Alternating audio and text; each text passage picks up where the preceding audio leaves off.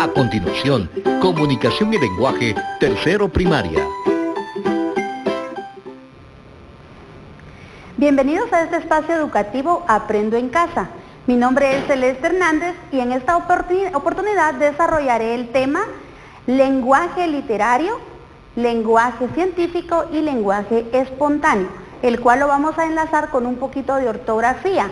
Así que pon mucha atención al tema porque posteriormente te haré algunas preguntas. Este tema corresponde a tercer grado en el área de comunicación y lenguaje. Te recuerdo que si en casa hay alguna persona con discapacidad, este tema le ayudará a ejercitar sus habilidades y destrezas como la atención, la memoria y además desarrollaremos nuestras habilidades lingüísticas. Recuerda que es muy importante que aprendas a expresar tus ideas, tus pensamientos y tus emociones y este tema se presta mucho para eso, así que pon mucha atención para que tú puedas luego expresar con los demás lo que el día de hoy vamos a aprender. Antes de empezar, necesito hacerte las recomendaciones de siempre. Quédate en casa, utiliza siempre tu mascarilla y lo más importante, no olvides lavar constantemente tus manos con agua y jabón. Muy bien, en esta oportunidad en la lengua de señas nos acompaña Ruth. Hola Ruth, gracias por acompañarnos. Bueno, vamos a empezar de lleno con nuestro tema. Si recuerdas al principio te dije que vamos a hablar sobre 3 tipos de lenguaje importantes. Hay más, pero hoy nos vamos a centrar en 3. Para esto vamos a utilizar un trifoliar, en este caso un trifoliar grande. Necesito que pongas atención, un trifoliar es algo que se divide en 3 partes. En las 3 partes colocamos diferente información. Entonces vamos a ver, de este lado tenemos nuestro trifoliar grande y tú como tarea vas a hacer un trifoliar también pequeño con hojitas de colores o con hojitas de reciclaje. Vamos a ver la primera parte de nuestro trifoliar. Muy bien, vamos a ver la primera parte, la vamos a colocar acá y vamos a ver que aquí dice lenguaje cotidiano. Muy bien, ¿cuál es el lenguaje cotidiano? Vamos a ver una pequeña definición sencilla para que te quede claro a qué nos referimos cuando hablamos de lenguaje cotidiano.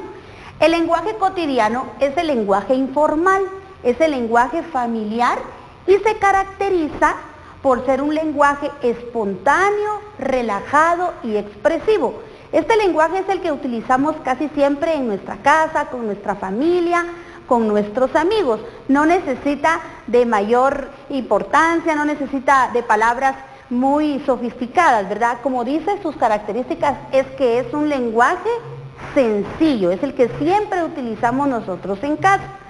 Muy bien, para darte un ejemplo, vamos a colocar esta hojita acá y vamos a ver nuestro primer ejemplo de lenguaje cotidiano. Y es el que utilizamos comúnmente cuando decimos hola, buenos días, préstame tus crayones, por favor cuida al perro, hoy es un bonito día, ¿verdad? Te das cuenta entonces de que utilizamos frases comunes diariamente en nuestra casa, con nuestros compañeros, con nuestros amigos, y es un lenguaje sencillo, ¿verdad? A eso entonces le llamamos lenguaje cotidiano. Es el que utilizamos diariamente, ¿verdad? Muy bien, presta mucha atención porque como te dije, vamos a hacer preguntas al final. Muy bien, vamos a pasar a la parte central de nuestro trifoliar para que podamos observar nuestro siguiente tipo de lenguaje. Muy bien, vamos a abrir nuestro trifoliar y nos vamos a dar cuenta, acá en la parte de en medio tenemos lenguaje literario. Y vamos a leer esta pequeña definición del lenguaje literario.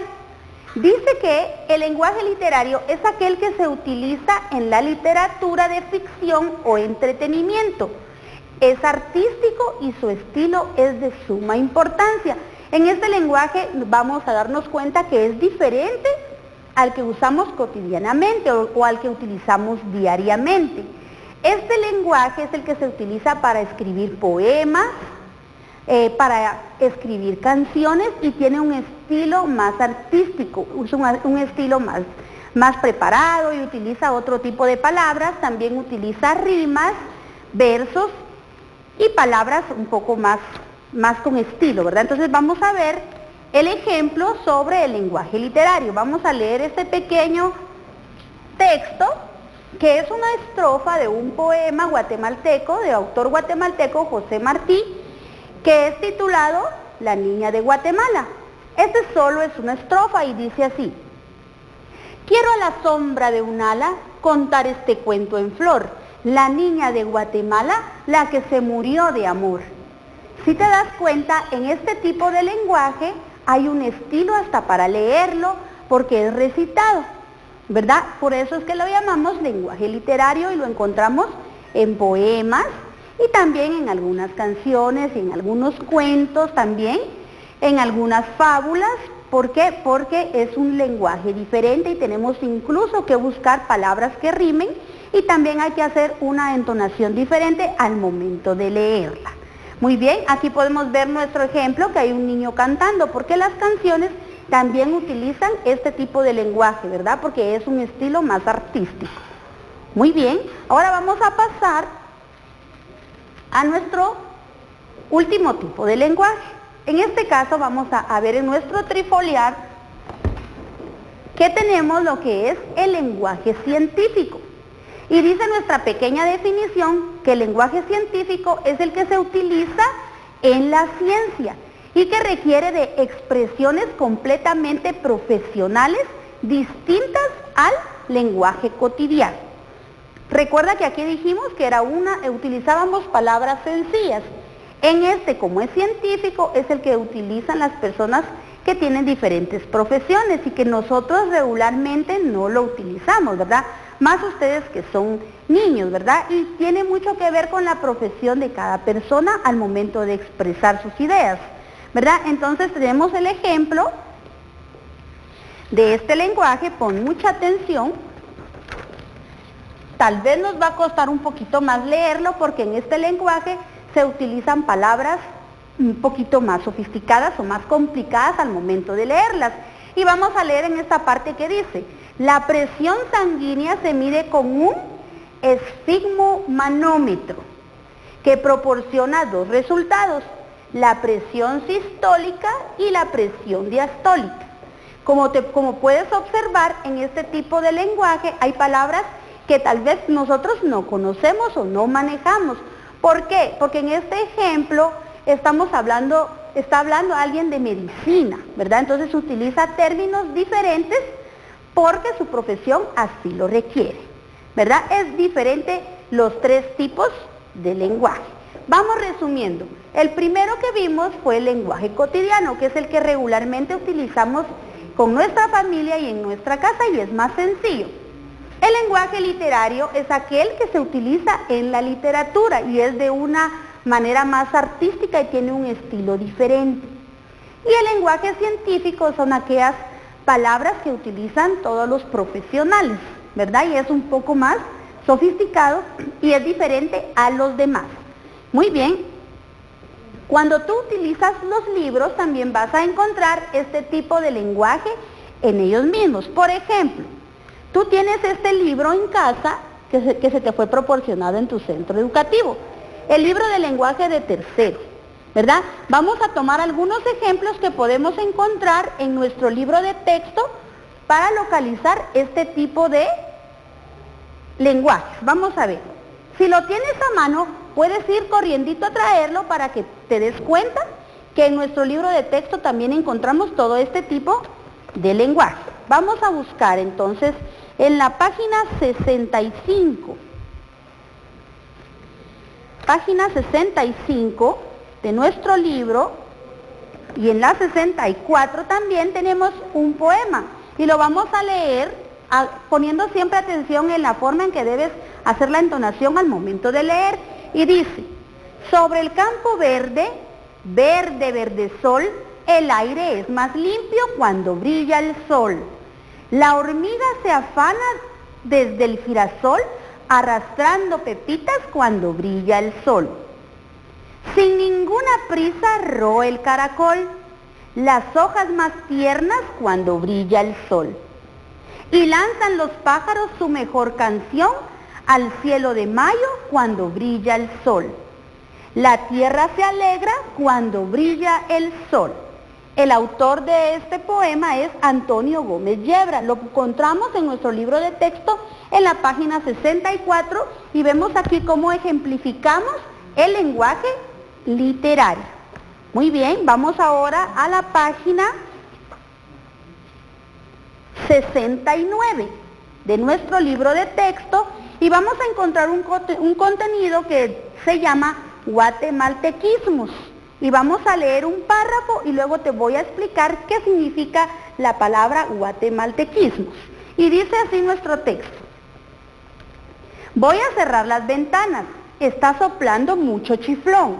El chucho está durmiendo y el michito echó el molote a la par del pollo. Que no se vaya a olvidar llevarle su bodoque de masa al loro y de paso le tiro un puchito al zanate. Me voy a poner el vestido rosado que me regaló doña Isa, la mamá de los cuaches. Dice la canche que está chulo. Me tengo que arreglar los colochos porque ya me despeiné. Si te das cuenta, aquí hay palabras que utilizamos regularmente los guatemaltecos y por eso le llamamos guatemaltequismos. Y este es un lenguaje cotidiano. Cuando decimos, ahí va el chucho, ¿verdad? O quiere comer el chucho, ¿verdad? Nos referimos a un perrito. Pero como guatemaltecos también utilizamos este tipo de palabras. Por ejemplo, también menciona el michito, ¿verdad? Que es un gato.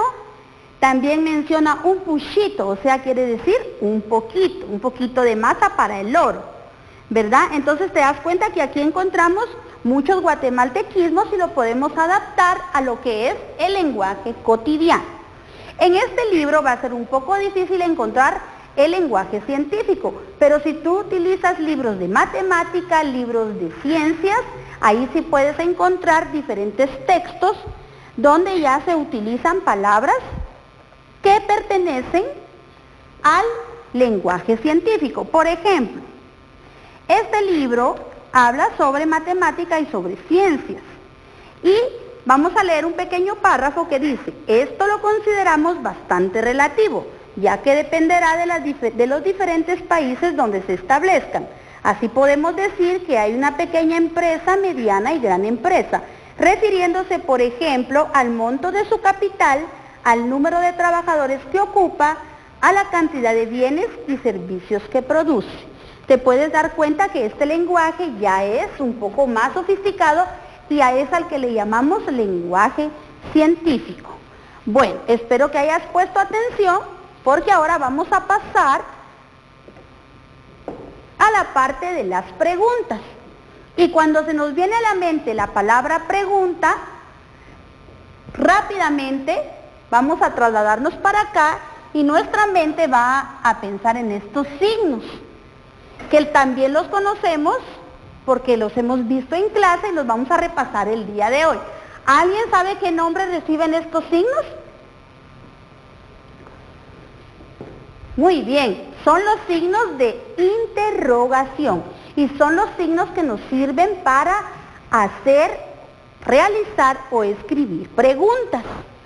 Siempre que tú escribas una pregunta, debes utilizar los signos de interrogación y al momento de leer y expresarnos con preguntas, también se utiliza una entonación en la voz diferente.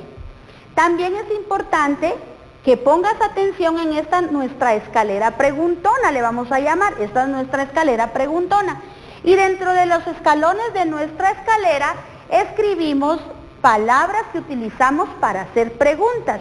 Y es muy importante que sepas que siempre van con inicial mayúscula y que estas palabras que utilizamos para hacer preguntas o redactar preguntas siempre van tildadas. Por ejemplo, vamos con la primera, ¿qué? La escribimos con inicial mayúscula y con nuestra tilde. Vamos al siguiente escalón y encontramos la palabra cómo. También lleva tilde y va con inicial mayúscula. Aquí colocamos unos puntos suspensivos porque quiere decir que vamos a hacer una pregunta, ¿verdad? Y al final cerramos con nuestro signo de interrogación. Vamos al tercer escalón de nuestra escalera preguntona y encontramos la palabra cuándo. Inicial mayúscula con su tilde, el signo de interrogación al principio y al final cuando termines la pregunta. Luego encontramos la palabra por qué. Recuerda, signo de interrogación, inicial mayúscula y va también con su tilde y al final cerramos con el signo de interrogación. Vamos a subirla un poquito para que puedas observar las últimas dos palabras que utilizamos para hacer preguntas.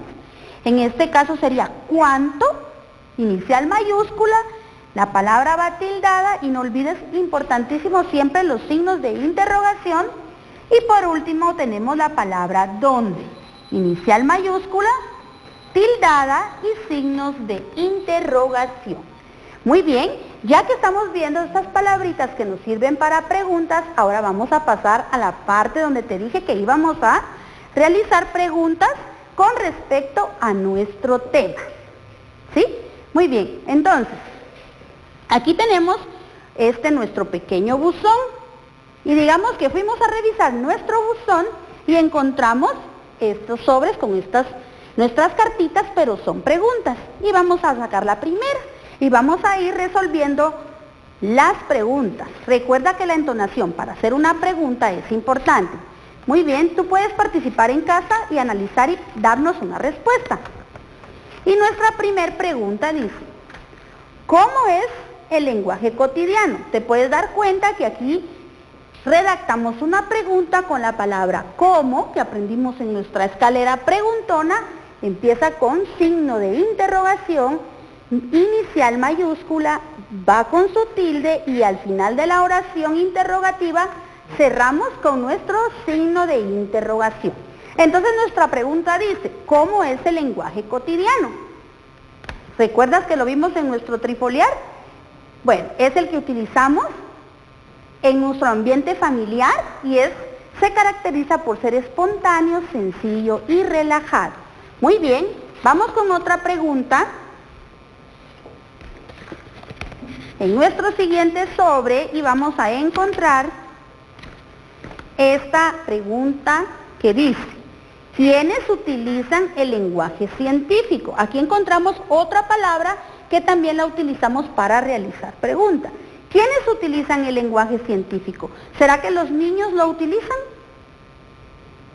No, ¿verdad? Mayormente lo utilizan los profesionales y las personas que se dedican a las profesiones así complicadas o que necesitan un lenguaje de mayor sofisticidad.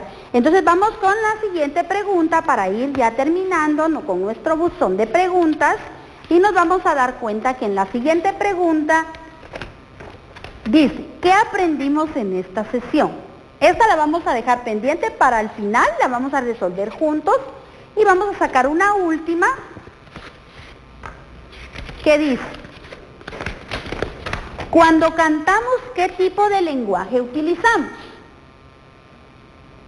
Muy bien, utilizamos el lenguaje literario, ¿verdad? Porque el lenguaje es más artístico.